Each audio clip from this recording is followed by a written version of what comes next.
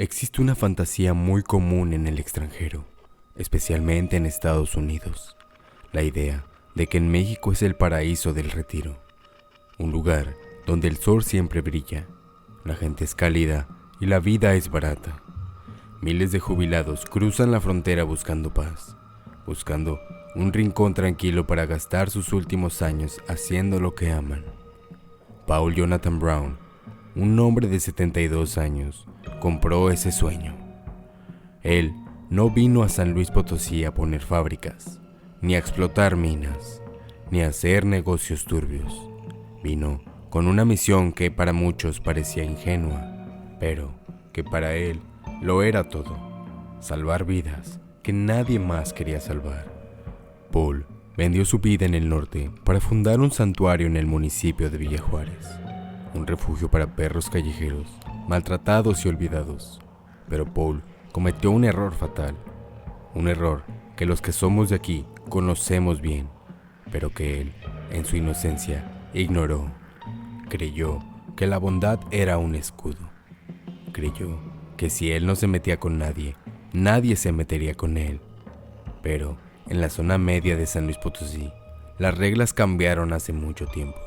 El 20 de julio del 2025, el refugio se quedó en silencio, y la tierra, meses después, reveló que el sueño de Paul se había convertido en una pesadilla de cenizas y huesos.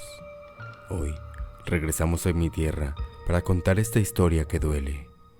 Bienvenidos a El Hilo Invisible.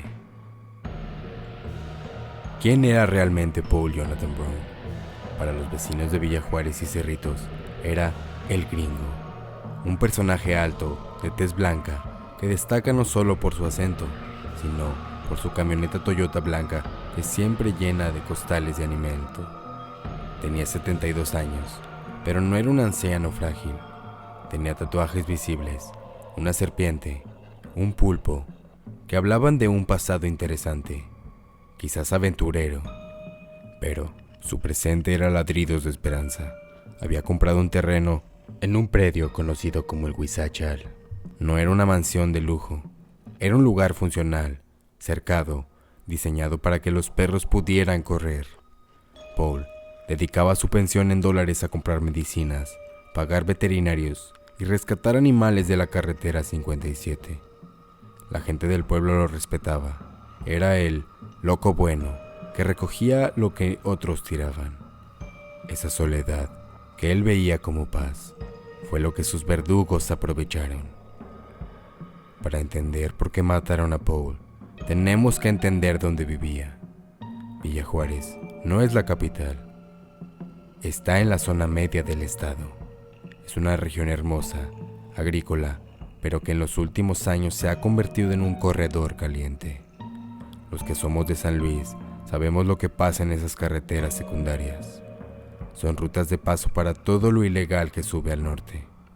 Tener un rancho aislado, lejos de las miradas de la policía, ya no es un lujo, es un riesgo. Los grupos criminales buscan constantemente propiedades para usar como casas de seguridad, bodegas o puntos de vigilancia. Paul tenía un terreno bardeado, privado y solitario. Para él era un santuario. Para el crimen organizado era una ubicación estratégica. Y cuando esos dos intereses chocan, la filantropía no tiene mucha oportunidad contra el plomo. La cronología del horror comienza el lunes 21 de julio del año del 2025. Como todos los días, uno de los trabajadores locales que ayudaba a Paul llegó temprano al refugio. Su rutina era simple: saludar a Paul, preparar la comida y limpiar las jaulas. Pero esa mañana, el saludo no llegó.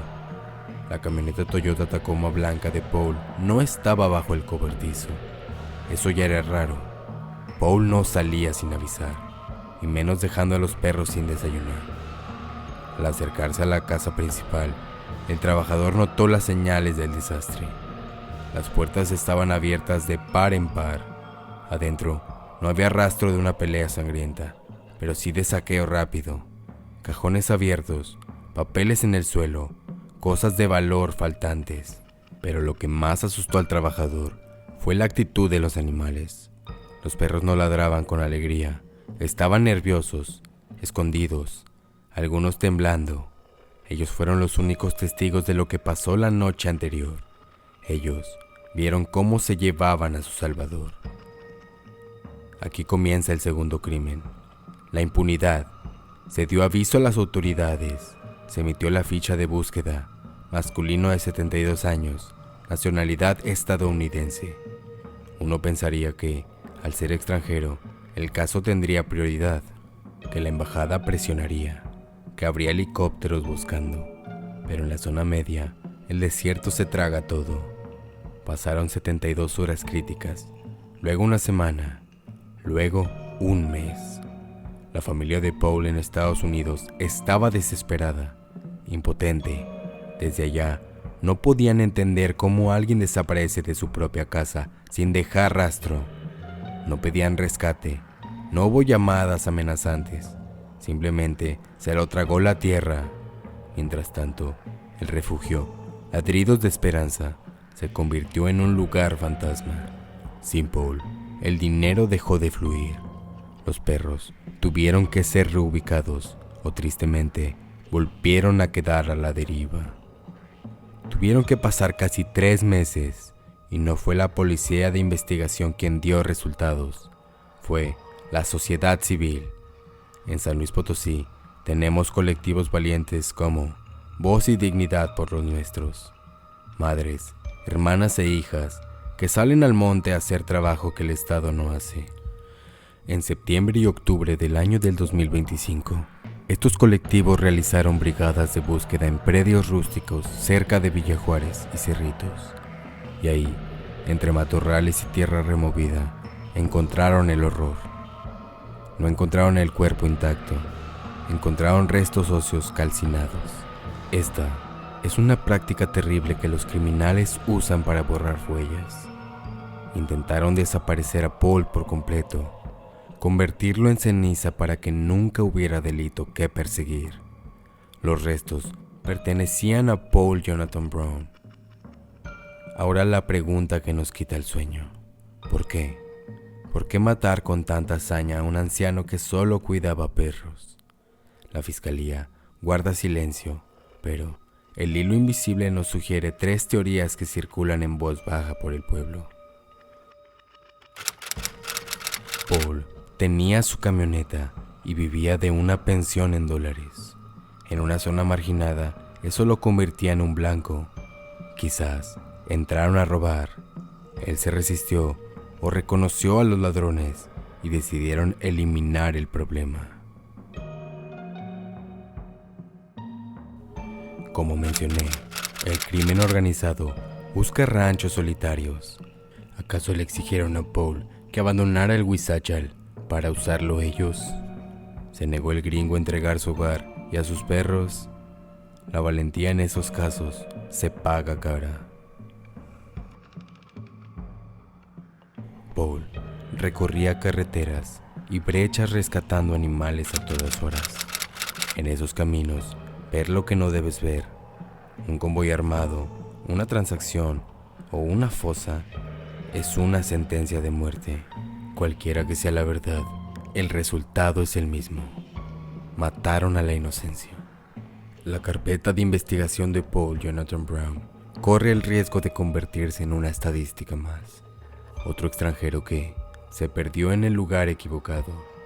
Pero su historia nos deja con una advertencia clara sobre la realidad que vivimos en San Luis. El refugio, Ladridos de Esperanza, hoy está vacío.